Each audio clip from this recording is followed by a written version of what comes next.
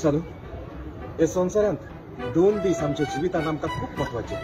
पयलो जे दिसाक आमी जल्माक येता आनी दुसरो जे दिसाक आमी सोशमतां आमी कित्या पासो त्या संवसारांत जल्माक आयले।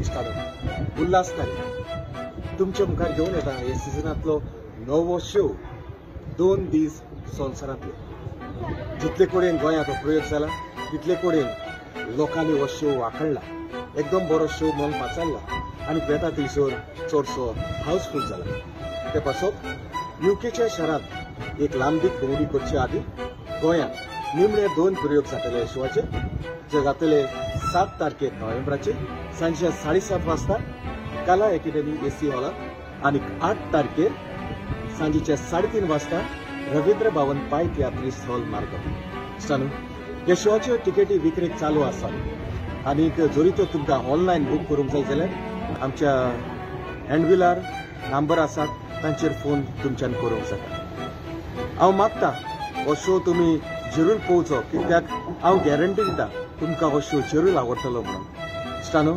आनीक हॉलां ह्या पाय तियात्रीस हॉलांत जावं कला अकॅडमींत आसचीना, कित्याक रोखडीच इफी तेंकलेली आसा, सो इफीक लागून हॉलां एवेलेबल नात।